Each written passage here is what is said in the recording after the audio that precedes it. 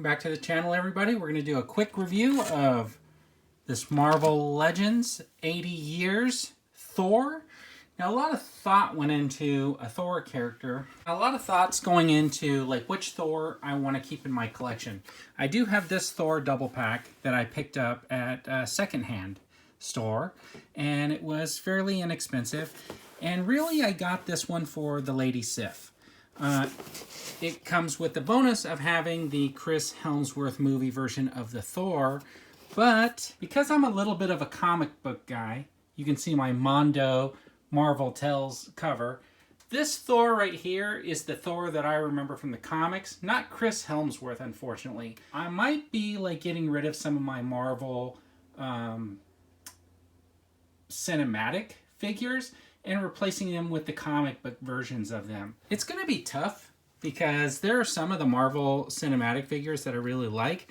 Like this is one of the SH Figure Arts, and it's the Black Widow. And I just think the face sculpt on this just looks awesome for the character in the movie. It is not comic book though, so that's going to be where I get to my tough call. Do I get rid of the ones that I really like, or do I mix and match? I think we'll have to figure that out as we go along. I have a little bit of both right now. But I want to talk about Thor. So I was able to pick this one up and the Iron Man. If you remember from my previous review, I did the Iron Man 80 Years. And I'm really partial to this figure because of the way it looks. It reminds me of that Mego one that I had as a kid, even though it's not soft goods, and it really reminds me of how I remember him in the comic book with this more traditional armor. Let's take a look at this Marvel Legends 80-year Thor. So I think he looks really, really cool in the package. I think he's going to have the proper size when I put him up next to that Iron Man. And what I'd like to do is show you the box art on the side and this box art on the back.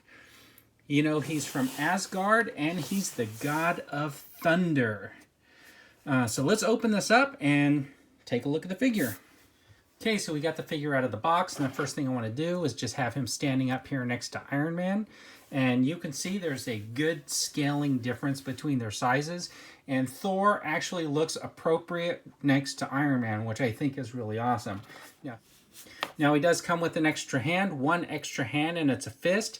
It's for the left hand, and I think that the reason why they only provided the one hand is because he's always going to be wielding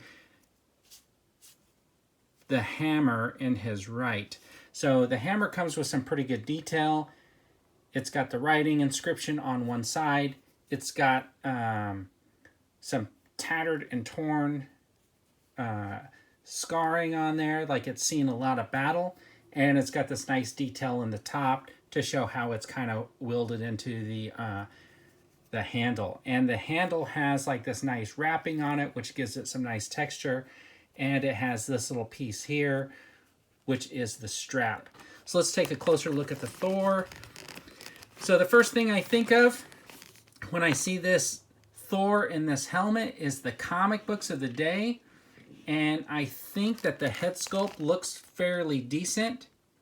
He's got that nice Asgardian look to him, like a Norse god. He's got the blonde hair that's like wavy, and it's like tough but a little flexible. And he's got these wings on the side of his helmet. And he does not at all make me think of Adventures in Babysitting or that Incredible Hulk meets the Thor movie. He's got this nice cape on that's got some flowiness into it. It is a soft, pliable rubber, but it is stiff enough to hold its shape. It does not appear to be able to be removed, so you're going to be posing your Thor with the cape, which is fine. And he's got this nice black outfit with these silver details in here, and he is pretty built. But regardless of the build, he's still got more than 90 degrees on this double jointed elbow. His arm comes up pretty high, and he's got this upper arm rotation, which is pretty awesome, right? So he does have a good flex if he was going to head out to Venice Beach and meet with Arnold to work on some posing. right.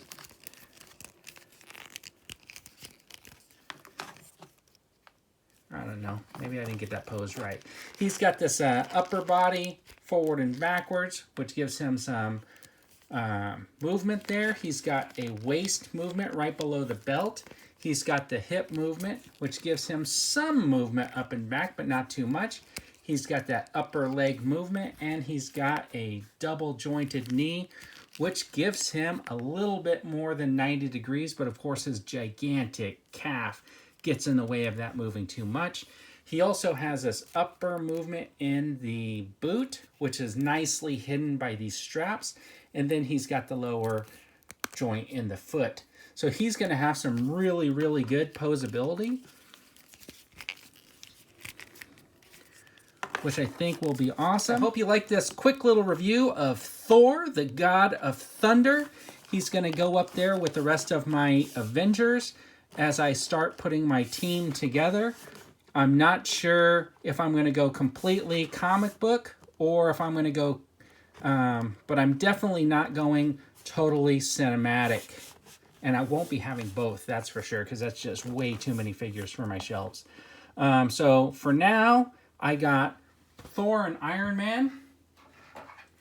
And I got this Black Widow that I'm pretty sure might be staying in my collection. Next. And have a great day, everybody.